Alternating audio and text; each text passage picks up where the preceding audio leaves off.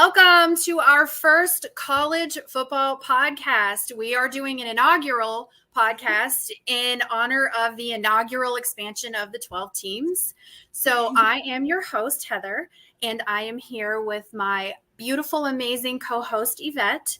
Make sure to check us out on bougiesports.net. Hit that subscribe button. Check us out on YouTube. Subscribe. Please subscribe. We've got a lot of good content there. And check us out on X. So do it.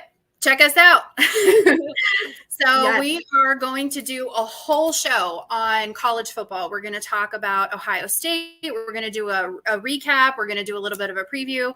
And we're also going to talk about some of the biggest matchups to watch this week. Saturday is a full slate of college football. There are a lot of good games. So we want to get you a preview on all of the ones that you don't want to miss.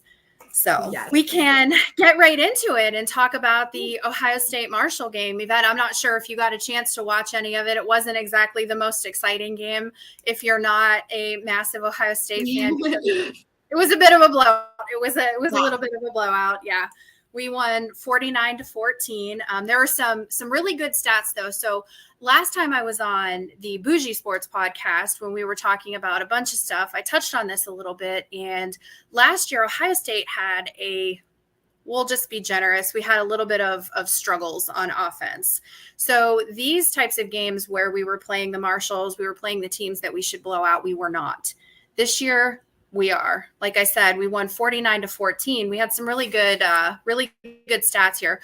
Quinshon Judkins, who is a transfer from Ole Miss, and that's one of the games that we're going to preview. Quinshon, our star running back, I think, had 173 yards and 2 touchdowns. He was the player of the week, obviously. He could not miss.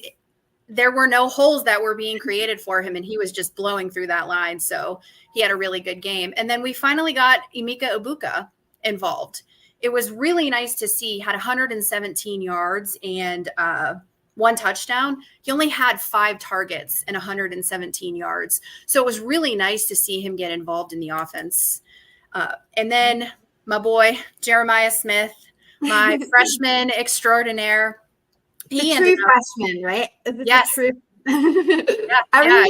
See, I'm taking notes. I'm learning.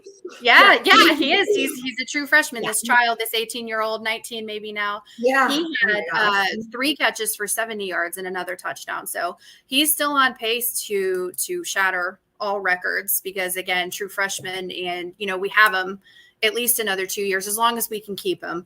We'll talk about the transfer portal on another show because there were some developments yesterday with some players that are actually sitting out. They are opting to redshirt and they're going to enter the transfer portal. So make sure you join us next week where we'll talk about all of that.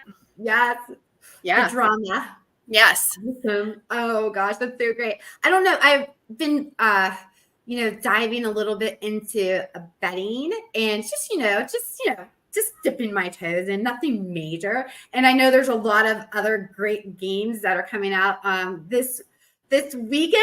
Can you tell me a little bit about what's going on so I know who to put my big dollar bets on? Because that's my best. Well, I don't know what I'm doing. I'm not, I don't like to throw my money away. Do you? No, I don't either. So I will give a little bit of betting advice. Don't ever bet on Ohio State to cover the spread because we don't. We really truly don't. No, we don't very often. We have our foot on the gas for 3 quarters, and then in the 4th quarter we just kind of stop and we put some of our second and our third string in. So Ohio State's never a really safe bet to bet on the spread, even when we're playing teams that we shouldn't play because they just don't cover. What about the Kentucky Ole Miss game? Yeah, so the Kentucky Ole Miss game, I think Ole Miss is going to easily handle Kentucky. I'm not convinced that Ole Miss will cover the spread in that one because Kentucky always plays teams a little bit tough. They're not ranked. They've struggled a little bit this year. but they always seem to play up to the level of their competition. So they always play a little bit tougher, and it's SEC play. SEC teams always tend to beat up on each other. So, anything can happen. If there is an upset that could occur this week, it could be Kentucky over Ole Miss. I just don't see it because Ole Miss has such an explosive offense and they have a strong defense. So I'm not sure I would take the cover on that one. I think Ole Miss will win outright, but you're not going to win much on that if you bet because they're the heavy favorite. So awesome. Another game is the Oklahoma State-Kansas State game. Now that's a top 25 matchup. Oklahoma State is ranked 20th. Kansas State is ranked 23rd. It's a pretty even edge. I believe that Kansas State is a little bit favored to win this game. So you might want to take the upset on that one because Kansas State is ranked a little bit lower. That one might not be a bad. They're very, very evenly matched. I do think that Kansas State pulls the upset. It wouldn't be a big upset because the rankings aren't too far from each other, but Kansas State has a very slight edge on offense, I think. So I think you're going to see a high upset, right? Like that's what's so fun about betting. It's like if you could, well, like I said, throw $1 on it. You want to look at an upset. Look at the Louisville Notre Dame game. That was actually one that I had my eye on. Notre Dame is not that good this year. They are struggling. They lost at home to, was it Marshall? I can't remember who it was, but they lost at home to a very bad team. And Notre Dame is doing what they do later in the season. They're doing it earlier in the season and they're crumbling. So, maybe throw $1, throw $2 on that upset for Notre Dame to outright lose in that game. I don't think it would be a bad. You win doing fireball shots. No. Oh Lord. I'll throw like $2 on something to like throw. I mean, I think that'll keep it fun. Yeah, because then you're looking for those upsets. So yeah. So getting into some of the bigger games, the more these two games I think are going to get a lot of viewers. I think they're going to get a lot of interest, and I would not bet on these games because the edge for either team is not that high. So let's talk about the Georgia-Alabama game. So you have number 2 Georgia going up against number 4 Alabama. You have 2 SEC Titans. You have I can't even tell you how many national titles these teams have won. You have Georgia, who is just they reload, and Kirby he reinvents his teams every year, and he's got a lot of returning players this year, but they have a very different defensive scheme this year. He is actually playing to beat Alabama, it feels like. He is designing this defense to go after that explosive Alabama offense. So to me, in this game, and Georgia is only a 2-point favorite in this game. So that betting line isn't going to be a lot of money either because it's only a 2-point favorite. And it's hard to say that it would be an upset if Alabama beats Georgia just because it's 2 versus 4.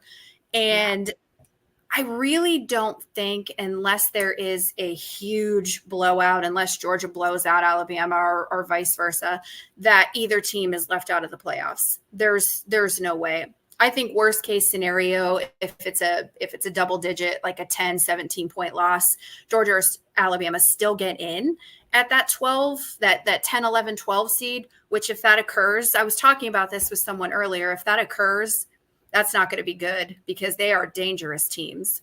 Yeah. So I think that what we want to look at in this game is Georgia's offense versus, Georgia's defense against Alabama's offense. And I know it sounds like, oh, isn't that how you look at every game? But no, Georgia has a pretty stout defense this year, and Alabama has a pretty high-powered offense this year. And on the flip side of that, Alabama's defense is a little sus and Georgia's offense is a little bit slower. So I think it's going to come down to how those two match up against each other. How are Georgia's corners going to cover? How are their DBs going to cover those super fast wide receivers? How are they going to plug? How are the linebackers going to plug those holes and stop the run game and put pressure on Jaden Milroe? Jaden Milroe is only a sophomore this year, and he's going to be a Heisman finalist. I don't think he wins the Heisman, but he's going to be a Heisman finalist. He just is. He's too good. So, yeah. Well, I think you're like, it's so funny because I think you love CBs, I love WRs. Yes. So I think it's really cute, like, because that's really fascinating to me. Like, so that's my favorite position to watch. It really is. Yeah. I mean, on both sides of the ball, I guess, if you think of it that way, you know. Yeah. I like the corner because I feel like you have to have the speed of a wide receiver in the hands of a wide receiver, but you have to have that like killer, that laser focus of a defensive player. So I think it mixes both players. But yeah, that's it. We'll have to do a side bet. Yeah. Yeah. Really fun. Georgia is coming off a bye week this week. Mm-hmm. So is that going to slow them down? So, sometimes these bye weeks, especially now that we're doing 2 bye weeks in college football, they're getting 2 bye weeks this year. And I'm not sure if that's a beneficial thing or not, because sometimes these bye weeks can slow you down, especially this early in the year. Yeah, it's really early. Yes, it's well, Ohio State had their first one last week. And it's not like, it's not like these players are exhausted yet. Not that playing 2 or 3 games doesn't tire them out, but they're not banged up. They're not, they're not 6, 7, 8 games into a 10-game season. So I'm not sure if this bye week is going to help them or hurt them. I'm sure it's going to help them because it gives them an extra week to prep for Alabama's offense. It gives them an extra week to watch game film. It gave them an entire week, essentially, or an entire day to just watch Alabama play, and they didn't have to worry about prepping for their own game. So I will give them the edge slightly.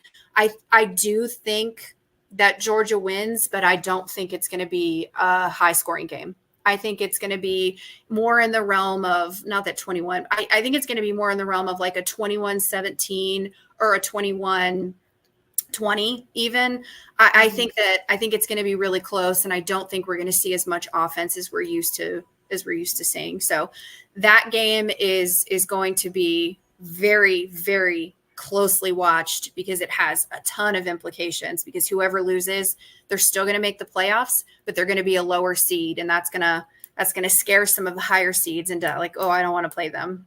Mm-hmm. So it's fun to watch, but not a lot of fun to make money on, because the line's probably no, I wouldn't. There, like I said, Georgia's only a 2-point favorite. Now, the game lines do change. It'll change probably that day. You have to watch that day. So if you want to get your bet in, get it in a little bit early if you feel confident on it, because it can change in the morning. Mm-hmm.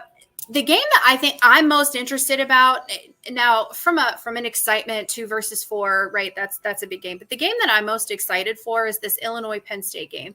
And there's a reason for it. Like I said, we know that Georgia and Alabama are going to make the playoffs. We know that they are, as long as they don't lose again. And even a 2-loss team would probably sneak in at maybe a number 12. But Illinois and Penn State, okay, first of all, Illinois is starting out 4-0 this year. That's just incredible. They have not done that in a very long time. They have not been relevant in football in a very long time. So to see them start out 4-0, that's awesome. It's nice to see. And I think either one of these teams, I think a 1-loss Illinois or a 1-loss Penn State, I don't think they'll sneak in. And it matters even more to Penn State, because if Penn State loses to Illinois and then they end up playing Ohio State and losing to Ohio State, as a 2-loss, there is absolutely no way that they would put Penn State at a 2-loss over anybody else. So this game to me has more implications this early in the season on who is going to make the playoffs. I think that a 1-loss if Penn State beats Illinois and then loses to Ohio State, a 1-loss Penn State team to Ohio State is going to get into the playoffs. I think that vice versa with Illinois. If Illinois beats Penn State and they have 1 loss, I think that they're going to look at their resume, and they're going to look at the quality of their losses and the quality of their wins. And I think that Illinois has a chance. I mean, they're ranked number 19 right now, and Penn State's ranked number 9. James Franklin does not do well against ranked teams. He does not. He is 12-25 against ranked teams through the course of his career. He's 3-17 on top 10 teams. So when it comes to these big games, Franklin I'm not sure. I'm not sure what his kryptonite is, but he just doesn't seem to make the adjustments during the game. So Penn State 3-0, Illinois 4-0. Illinois' quarterback is just playing unbelievably good this year. He's got two really good wide receivers. He's got Bryant and he's got Franklin.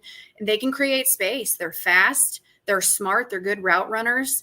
And then they have a stable running game. So they don't have a lot of flash. They don't have a ton of speed. They don't have a ton of power in their running game, but they can chunk out those 3 yards, 4 yards, 5 yards. So if it's, second and short, third and short, they have these running backs that can get those yards. They're not going to be explosive, but they're going to be consistent. So that's what you need to watch for Illinois. Penn State has a really good defense, though, and they always have a really good defense. It's their offense that has always faltered, but they have the Ohio State transfer this year. They have Julian Fleming, and he's really starting to get involved in that offense.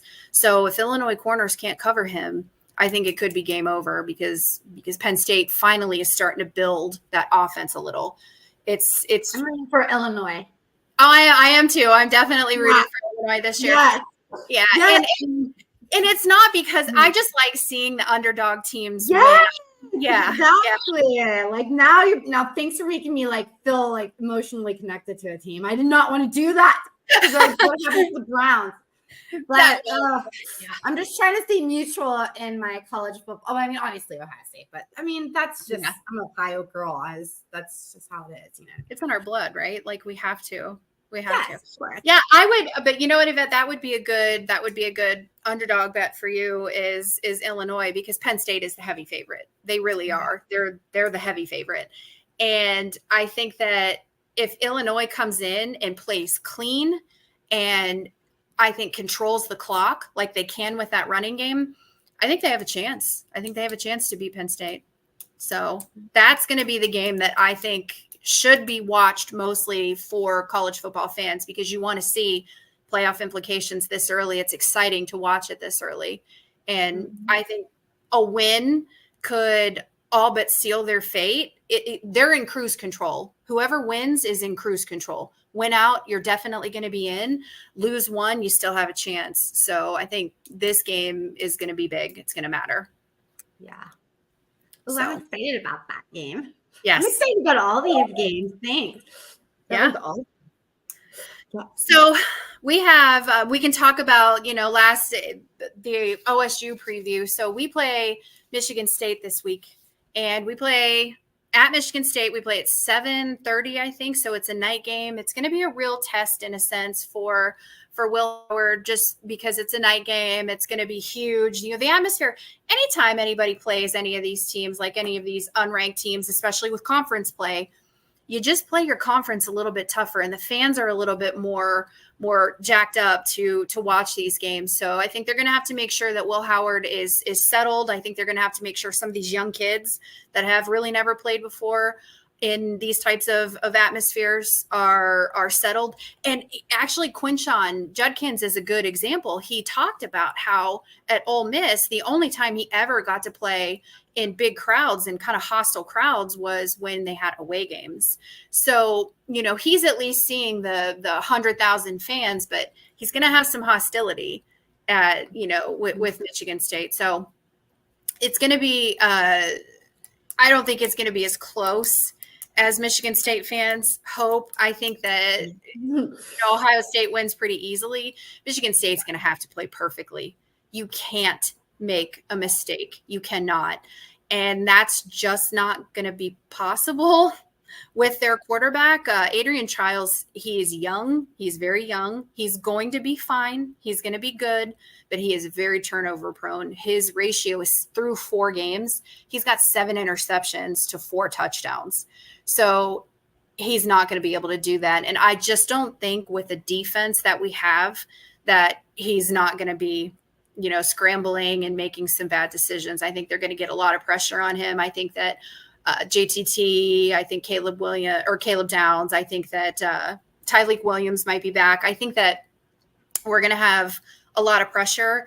And then I think that that's going to allow, a Denzel Burke to feast. And I just think that he's going to make some mistakes. So I don't see Ohio State faltering with this game. I see it being a little bit of a test, maybe through 1 or 2 quarters, because Michigan State does have a decent defense. He's going to get pressured. And our offensive line still has some issues. They still have some things that they need to clean up, that they need to fix. And I think that the pocket will break down for Will Howard. And when that happens, it's going to be interesting to see what kind of decisions he makes. He's got really good legs, but sometimes his instinct is to throw it away instead of running for it. So I'll be curious to see how Will Howard will respond if the pocket does break down and he does get pressure. What's he going to do? I think that Michigan State's just simply overmatched, and I see us 45-10. That's my prediction. I think that Michigan State will score. It'll be garbage. It'll be garbage time. It'll either be in the first quarter, like it always is with us, or it'll be in the last quarter. So, yeah. Just the one to just, Yep. Awesome. They don't give up, right?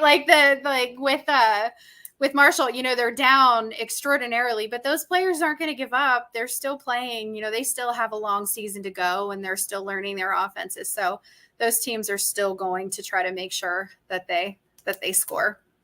Yeah. Yeah, exactly. And that's what's fun, though, when you see the heart in it. Yeah. Yeah. That's a really good point, though. I think that's why I like college football so much, is that these kids are playing because they're playing for their future. They're playing for their education. Most of them aren't going to go into the NFL, and they know that. And so I think it's more pure to watch college football. And I think that they try harder than some of what we've seen in the NFL. I think we can talk about our team. Yeah, exactly. Yeah. No, you're right. The games are exciting. It's a lot of fun. I'm so excited that you're going to be here with us this season. And hopefully we're going to make a lot of money on Fireball shots. Yes. We are totally going to. Yeah. I do love Fireball. I do love Fireball. So, yeah. So I don't know. Just like gambling is a sin. So what we should do is take all our gambling money and do another sin with drink with it. I agree. Like, why stop there? Let's double down. Let's take our gambling money and go to Vegas and gamble in Vegas and drink Fireball there. Yeah. We have to use all our gambling money for bad things. I think so. I think yes, I completely agree. I completely agree. Yeah. And we'll have to get to a game too, because if you've never been to a college football game, obviously I'm biased with Ohio State, but there's something about going to the shoe, seeing 100,000 people, literally 100,000 people in the stadium, and no one is fighting with each other. No one is arguing with each other. There aren't these massive brawls. The fans all love each other. And it's just the most fun atmosphere, the tailgate atmosphere, all of it. It's a lot of fun. So we'll have to try to get to a game this year. Oh, for sure. We're at least going to be tailgating at a game. I was going to say, at least we can go down and tailgate. I can muster in the tailgate. Yeah. So any Seabus that are watching, get ready to party. Yeah. Send us a message. Tell us where we can. City near you. Yes. Bougie Sports. We're touring. So tell us where we can tailgate. We want to tailgate. Yeah. And anyone that's watching, send us a DM. Tell us what you want to talk about. Tell us what you want to hear about. It's going to be a long season, and we plan on doing this weekly. I'd like to have some guests on, and we're going to have to start talking about what that playoff bracket is going to look like. Let's do some predictions. Let's talk about, some matchups. And this is where it gets fun, because they expanded to 12 teams, and we're going to get some chaos. We're going to get some madness. And I think one thing that we all have to be prepared for is that when there were only 4 teams, there was inevitably the 5th and 6th. They were at Florida State comes to mind, how mad Florida State fans were because they were left out of the playoffs, because they look at not just your schedule. They look at, your injuries and your body of work. I think that, you're always going to have that when, the 13th and 14th team deserved it over the 11th and 12th. So I think we have to get, prepared for that, like who was left out of the 12 teams. But just my opinion, I think 12 is probably too many. it's good for business. It's definitely going to be good for business. It's going to be ratings. It's going to be a lot of NIL money, going to these schools. But we cannot expand it anymore. You can't expand it anymore. So you can have those fun arguments like who was left out, but I think we have to be realistic about this and say we're already pushing the envelope with how many teams they have in. So it's going to be a fun season. We're going to have a lot to talk about. Yeah, and I'm so excited for that. And also, if you guys are new to college football like me, that's awesome. Like, I'm so happy that you're starting to watch this too. It's great, especially if you're a fantasy football person like me, a professional. We're just gonna like make our game so much better because you can just like follow these players, from their college careers. Awesome too. Yeah. Now. Great. So, all right. Well, thank you very much. And till next week, right? Yes. And don't forget to subscribe.